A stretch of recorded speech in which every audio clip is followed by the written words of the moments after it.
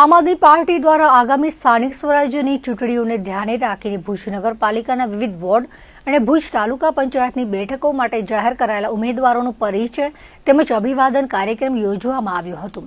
શહેરના ક્રાંતિકારી ભગતસિંહ સ્મારક પાસે આ કાર્યક્રમ યોજીને પાર્ટીએ આગામી ચૂંટણીને માત્ર સત્તા મેળવવાનું સાધન નહીં પરંતુ એક ક્રાંતિ ગણાવીને વિધિવત રીતે પ્રચારના શ્રી ગણેશ કર્યા હતા।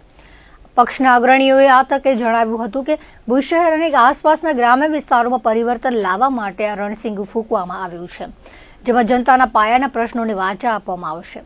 પાર્ટીના હોદ્દેદારોએ વર્તમાન સ્થિતિ અંગે રોષ વ્યક્ત કરતા જણાવ્યું હતું કે સમગ્ર ભુજ નગરપાલિકા વિસ્તારમાં આજે પ્રજા અનેક તકલીફોનો સામનો કરી રહી છે અને ચારે તરફ ઉહાપોહ જોવા મળી રહ્યો છે। આવી સ્થિતિમાં આમ આદમી પાર્ટીએ ખૂબ જ શિક્ષિત અને જાગૃત ઉમેદવારોને મેદાનમાં ઉતાર્યા છે। પક્ષે મતદારોને ખાતરી આપી હતી કે તેમના ઉમેદવારો અન્ય પક્ષોની જેમ દારૂ, ભોજન કે રોકડ રકમની લાલચ આપીને મતો મેળવવાનો પ્રયાસ નહીં કરે, પરંતુ સત્તામાં આવ્યા બાદ રોડ, રસ્તા, ગટર વ્યવસ્થા અને અન્ય માળખાગત સુવિધાઓમાં સુધારો લાવવા માટે ખંતથી કામ કરશે। આમ આદમી પાર્ટીનો મુખ્ય એજન્ડા ભુજને સ્વચ્છ, સુંદર અને સુઘડ શહેર બનાવવાનો છે। આ સંકલ્પને સાકાર કરવા માટે નગરપાલિકા અને તાલુકા પંચાયતના ઉમેદવારોને વહેલી તકે જનતાના સમક્ષ લાવીને પારદર્શિતાનો પરિચય આપ્યો છે। સામાન્ય રીતે અન્ય પક્ષોમાં ઉમેદવારોને ડરાવવા, ધમકાવવાના કિસ્સા બનતા હોય છે, પરંતુ આપના તમામ ઉમેદવારો ક્રાંતિકારી હોવાથી તેઓ કોઈ પણ પ્રકારના દબાણ સામે ઝૂક્યા વગર મક્કમતાથી ચૂંટણી લડશે અને પ્રજાના પ્રશ્નો માટે મેદાનમાં અડીખમ રહેશે તેવો આશાવાદ પક્ષ દ્વારા વ્યક્ત કરવામાં આવ્યો હતો। આમ આદમી પાર્ટીના ભુજ તાલુકા પંચાયત જેટલી પણ પંચાયતો છે એ અને ભુજ નગરપાલિકાના જે વોર્ડ છે એમાં જે ઉમેદવારોની અમે બે યાદીમાં નામ જાહેર કરેલા છે એમનું અભિવાદન કાર્યક્રમ અને સાથે સાથે પરિચય કાર્યક્રમ રાખેલું હતું અને ક્રાંતિકારીની પ્રતિમા પાસે રાખેલું હતું, કેમ કે આ માત્ર એક ચૂંટણી નથી પરંતુ એક ક્રાંતિ અમે જે ભુજ અને ભુજની આસપાસના ગ્રામ્ય વિસ્તારોમાં લાવવા માંગીએ છીએ।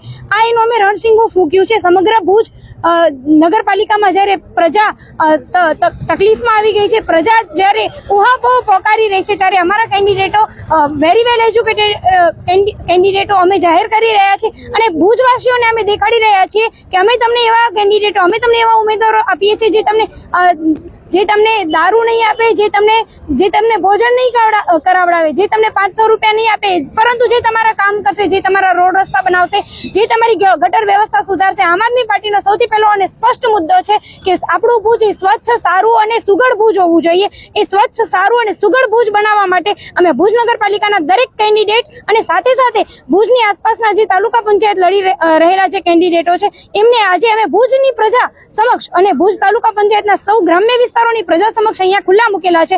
એ માટે ખુલ્લા મૂકેલા છે કે જ્યારે પ્રજાજનો દેખશે કે દરેક કેન્ડિડેટ છે અત્યારથી સામે આવી ગયા છે। દર વખતે કેવું હોય છે જેન્યુઅનલી કે જ્યારે કોઈ ઉમેદવાર અન્ય પાર્ટીમાંથી આવે છે તો એ લોકો કેન્ડિડેટને બચાવતા હોય છે, ડરાવતા, કેમ કે કેન્ડિડેટોને સ્વાભાવિક છે કે ચૂંટણી વખતે ડરાવવાના અને ધમકાવવાના ઘણા બધા પ્રયાસો થતા હોય છે, પરંતુ અમારા કેન્ડિડેટો ક્રાંતિકારી છે। અમારા કેન્ડિડેટો પીછેહટ નહીં કરે, પ્રજાની સામે જ છે, અમે લડવાના જ મૂડમાં આવી ગયા છીએ। સ્થાનિક સ્વરાજ્ય ચૂંટણીમાં પરિવર્તન જરૂરથી આવી શકે, પણ એ માટે સૌથી પહેલા પ્રજાએ પોતે જ પરિવર્તન માટે મન બનાવવું પડે। ભુજની જે હાલત આપણે છેલ્લા વર્ષોથી જોઈ રહ્યા છીએ, ભુજના રસ્તાઓ બરબાદ છે, ભુજના બગીચાઓ બરબાદ છે, રાજેન્દ્ર બાગ આપણે સૌએ જોયો છે પહેલા કેવો હતો અને આજે કેવો છે, અને એના મેન્ટેનન્સ પાછળ 96 લાખ વપરાયા પણ છે, એ આપણે બધા જાણીએ છીએ। ભુજમાં પાણીના વિતરણની શું વ્યવસ્થા છે, ભુજ આખું ઉકરડો બની ગયું છે। તો આ બધા પ્રશ્નો છે, આ બધા પ્રશ્નો માટે જ્યારે ભુજની પ્રજા ઊભી થઈ જાય અને ભુજની પ્રજા પરિવર્તન માટે વોટ કરે ત્યારે ભુજ જરૂરથી બદલાઈ શકે। અને અમને લોકોની એવી આશા છે કે આમ આદમી પાર્ટીના જે સક્ષમ ઉમેદવારો છે એ ઉમેદવારો માટે ભુજની પ્રજા આ વખતે જરૂરથી મન બનાવશે અને આમ આદમી પાર્ટીને વિજેતા બનાવશે।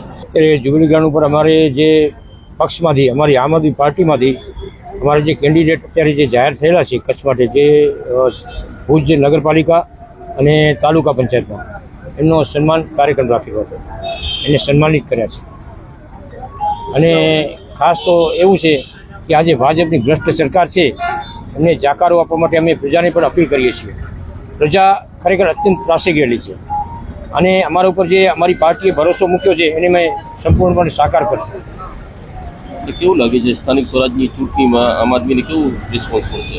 આમ આદમી પાર્ટીને એકદમ પ્રજાનો સંપૂર્ણ સહકાર મળી રહ્યો છે. પ્રજા પણ એમ ઈચ્છે છે કે હવે આ ભ્રષ્ટ ભાજપની સરકારને જાકારો આપીએ, અને એ સમગ્ર ગુજરાતમાં પણ દેખાઈ રહ્યું છે.